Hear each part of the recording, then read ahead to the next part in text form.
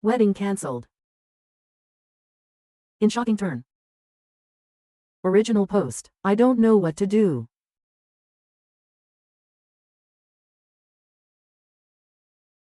Alex has a BFF, Donnie 28, since they were 4. She's a lovely sweet person, who has never crossed boundaries with Alex. Other friends Marcus and Daniel. The 4 are very close. Donnie is gay and always was, but likes to dress in jeans and t-shirts and not in any feminine clothing. Has short hair and is just one of the boys in a lot of ways. All 4 plus 2 other of Alex's friends went along town, that's well, and bachelorette parties, but there's no strip club or anything. They stayed in an Airbnb, and scuba diving and kayaking planned. First night I went to an okay dinner restaurant and nightclub and home. Last night was the issue. They went to the nightclub and headed back to the house. Marcus and Daniel, who were both single, brought back 2 girls from the nightclub and got busy in their bedrooms. The rest of the group were drinking in the living room, but things started to get a bit noisy. 2 of the friends began complaining that they never got the chance to go to a strip club and had never seen breasts and buttocks. They started blaming their wives for this and even resorted to calling names. Donnie told them to shush, as it was ruining the mood, and they both thought it would be funny if they saw Danny's body naked to make up for it. The thing is, Alex joined in, and they stripped her. She was screaming loudly, and Marcus and Daniel came running and rescued Donnie and put her in a bedroom with the girls and had a fight with the 3 men. Daniel doesn't drink due to a chronic medical condition and the medication he is on. So they packed up and took Donnie and the 2 girls and left the other 3. Donnie was hysterical, and Marcus wanted her to go to the police, but she wouldn't. She was afraid to go home, so they ended up dropping the girls off and taking Donnie to her parents, which was an hour away. Marcus was at my door at 7 a.m. this morning, and he told me what happened, that if he ever sees Alex again, he's afraid of how things could go. He told me that if he can convince Donnie to press charges, he will. Then he left. Alex returned about 3 this afternoon. He was a thing normally until I told him Marcus had visited. He was very nervous and tried to play down what happened as a joke that got out of hand. I'm devastated. I heard him out, but he knew I wasn't accepting what he was saying. I told him Donnie may be going to the police, and he got very panicked and pale. He said she had him locked and he wanted to go talk to her. I told him she wasn't at her place as she was too afraid he or his buddies would turn up there. I asked him to leave, and he didn't want to go, but I insisted. He was crying, saying it was a prank that got out of hand. I heard him out only as a courtesy to our 2-year relationship, but I'm done. I don't know this man. I don't know if I should reach out to Donnie or just do nothing. Marcus and I have been in constant contact, and he agrees that I have no option but to end things. I don't know where to start with canceling everything, as the wedding was in 5 weeks, but it seems trivial compared to what Donnie is going through right now. Marcus is convinced that Donnie is going to the police after talking to her parents, so I think Alex is in trouble. I can't support him on this. Maybe I'm wrong, as he was drunk and probably had taken other things, but this was his friend from age 4 and he did this to her. I've not blocked Alex, but I've not replied or picked up any of his calls. Update. Sorry, I don't know how to do updates, so posting this separately. It's been a terrible day. I can't reach out to my friends yet as I'm ashamed. I did tell my parents and my brother, and they have been wonderful. My brother brought his friend with him when he came to stay, and today both of them packed up every bit of my ex's stuff and took it to his parents' house. Ex was there and just asked if that meant I was finished with him, and my brother said yes. And did he really expect any other reaction? His father intervened and told him not to say anything more. He told my brother to tell me to contact him about canceling the wedding. I'm not contacting his father ever. My parents are handling the cancellation of the wedding, and my father got in contact with my cousin, who is a lawyer, and he is going to help and advise me as needed. I've to disentangle myself from ex on leases, bank account savings, and such. Although my brother made me transfer all of my money from joint account savings and daily accounts to my own account, it's a mess. I tried to ring Danny, but she isn't up for speaking to anyone, so I just texted her that I was there for her and that I had broken up with Alex. She hasn't replied, and I don't expect she will. She's in a bad way apparently. Daniel spent 3 hours with me today. There's a lot going on, but I'm afraid to say too much for fear of damaging any court case. Just to say, there are 2 videos of the incident. One by Jeb, one of the 2 friends. A lot of it is chaotic, but the last part is clear and telling apparently. The owners of the rental house apparently have gotten involved and have footage, but I can't say more. When Marcus left me, he went to both those guys' wives and told them what happened. Jeb's wife has been very helpful, apparently, and she has split from him. The other guy's wife too has left him. Things are going how most of you want them to go. That's all I will say.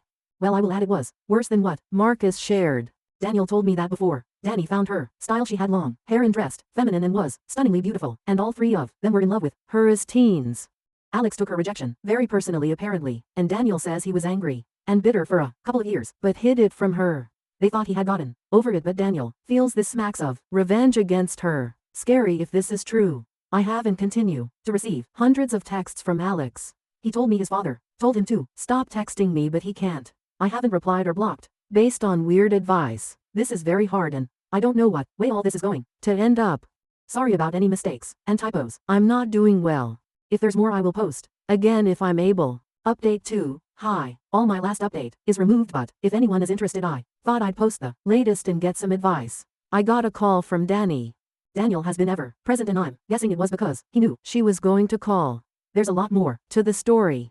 The first night was normal, as I said, but on Saturday Alex, Jeb and their friend decided not to go scuba diving with Danny, Daniel and Marcus. Danny was feeling very hungover, so after an hour she gave up and went back to the Airbnb. She walked into the living room to find all three guys engaging in sexual acts with two women.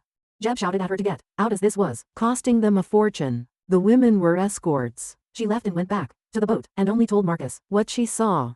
When they all went back later, Alex told her to not tell me, as it was just his last bit of freedom. She told him she was disgusted with him and that he wasn't free. She told him she would have to think about what to do. Marcus convinced her to stay another night, as Daniel had met the two girls the night before and were seeing them again that night, and if Danny wanted to leave then Daniel would have to take her, as he was her ride, and there wasn't public transport in the tiny town. So Alex cheated, as did the other two. Marcus told their wives that morning, but not me. He was going to do it in stages, as he knew I was in shock. The actual assault went further than Marcus told me also. And while Alex hadn't actually done anything beyond pulling off her clothes, unlike the other two, he stood by and watched and did nothing to help her. She said she thought he had taken shrooms earlier but couldn't be sure. Marcus and Daniel did rescue her, but things had already escalated. She went to the police immediately and she got to her parents. The Airbnb owners had also gone independently when they saw the footage. All three men are facing the consequences of their actions.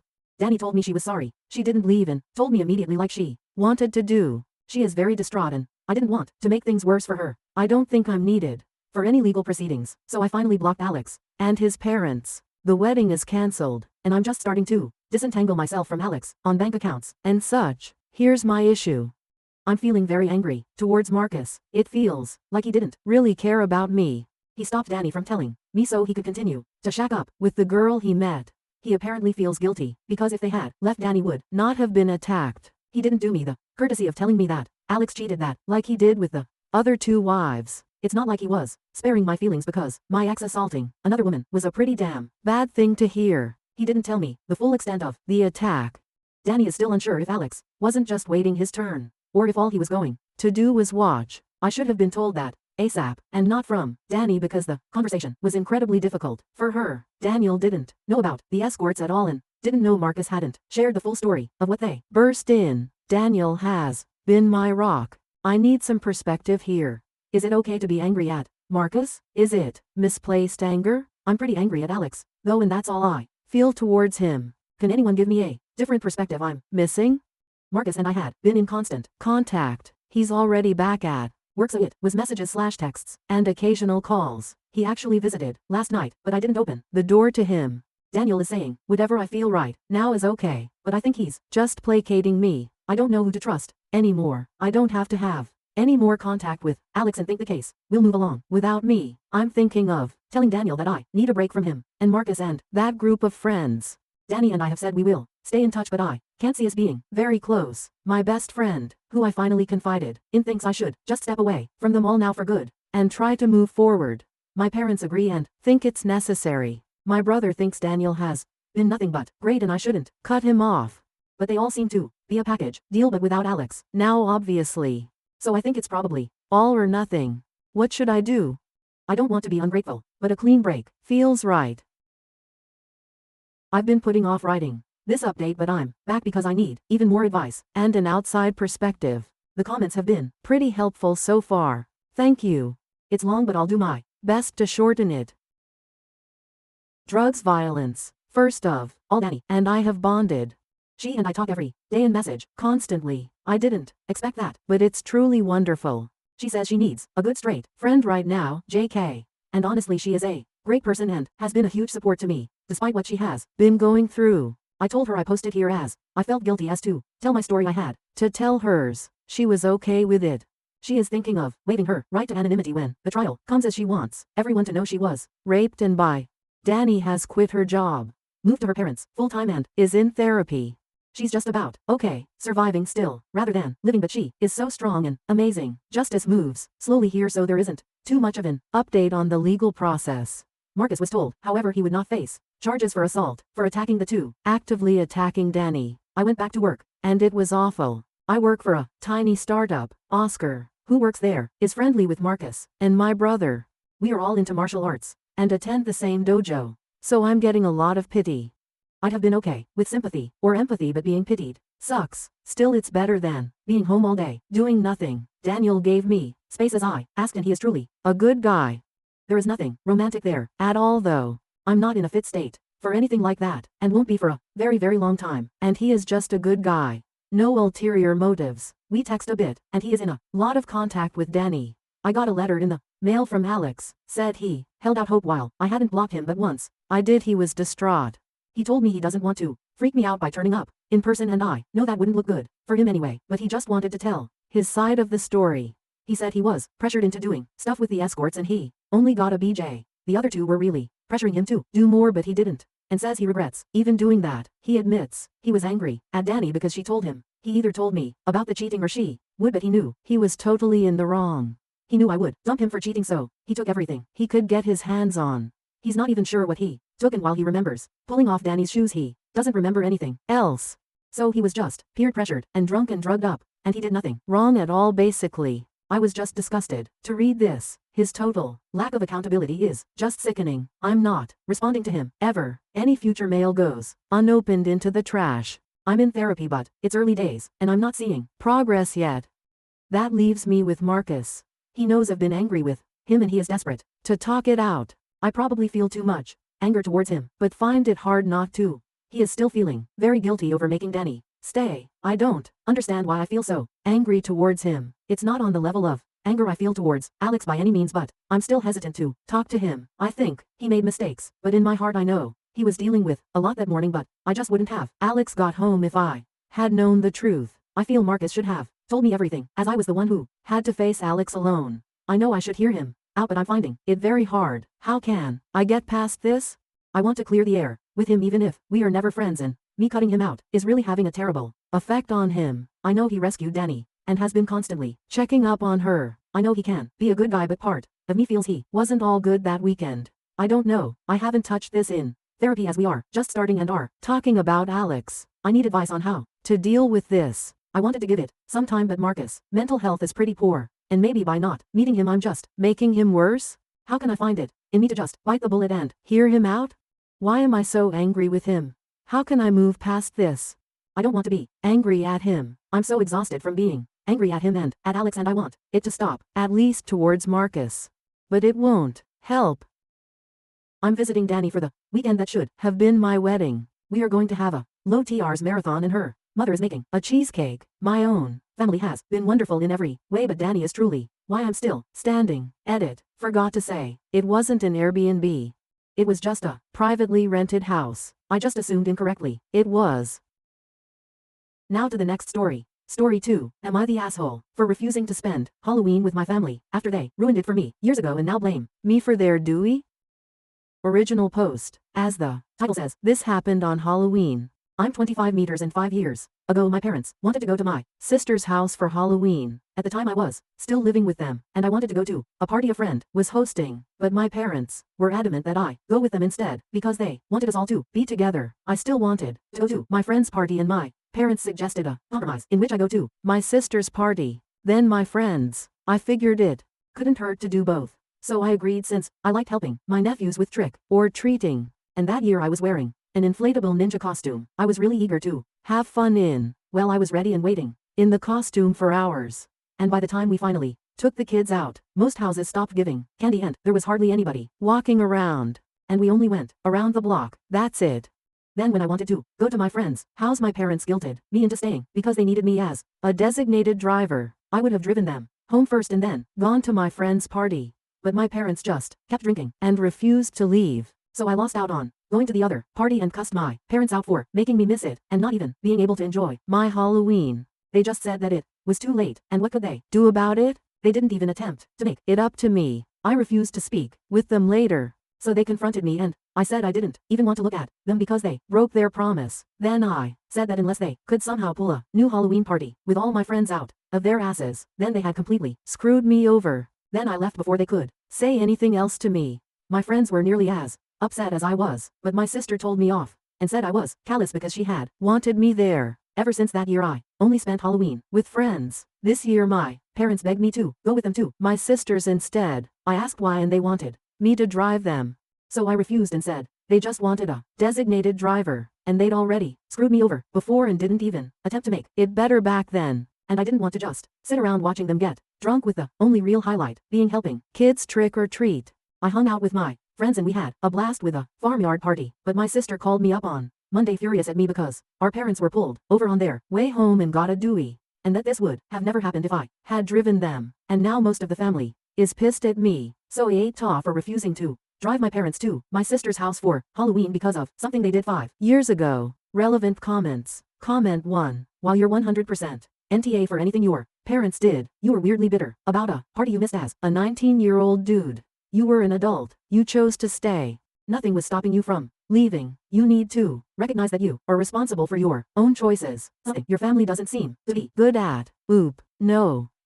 I was stopped from leaving because I couldn't take my parents' vehicle. We rode together and they refused to let me just borrow their car and come back. The bitterness is because they lied to me and then showed no remorse that they did. Comment 2. This is weird. Have they just done it on these 2 Halloween parties? Or do they do this at other times? Why didn't your sister drive them? Or sister's partner, if they're in the picture? If she has kids there, surely has to be a sober adult there. Obviously it's not your fault your parents drove drunk. NTA oop. They've driven drunk several times. I didn't mind driving them to some places, but then they wanted me as a designated driver all the time, and they only wanted me to drive their car, not mine. So I made it clear to them that I wouldn't be their driver if I had plans, which I did. Update. My sister and her husband spotted my post a few days after I made it and called me. My sister said she's ashamed of herself and now sees my point of view. At first she was furious I made the post, but her husband chewed her out for not ever sticking up for me because he really had no idea my parents treated. And after they both read the comments, she realized how toxic this whole dynamic was. At first she blamed it on the stress of being a mother, but quickly took that back and said she really has no excuse for never considering me in these situations. We talked and she remarked how I've always loved Halloween ever since I was a little kid, and she let my parents ruin it for me that 5 years ago. Even though she knew about the promise they broke, the conversation got pretty emotional and she apologized heavily because she had put the blame on me when she was the one who let our parents drink and drive year after year. I've got more details now, and my mother is actually the one who got the dewey. I'd assumed our father, but he apparently was so wasted that he was on the verge of passing out, and pretty much did as soon as he was in the car. Our mother insisted that to drive and then ran a red light. That's how a cop spotted her, and she was arrested. The car was impounded and our father was escorted home by police to sleep it off. He woke up with a raging hangover and a temper to match, then took it all out on my sister over the phone, and she in turn took it out on me. Our mother has had her license suspended. The car cost them $600 to get out of impound, and both of my parents were putting this on me until we all ganged up on them for what they've been doing. Our father fought us every step of the way, but we made it clear they've been putting their alcoholism above everything else, and we're tired of it because there have been a lot of broken promises from them all around. Our mother promised to do better, but our father just stayed silent and wouldn't make eye contact with any of us. Things are tense now, but I'm glad my sister is finally on my side in all of this.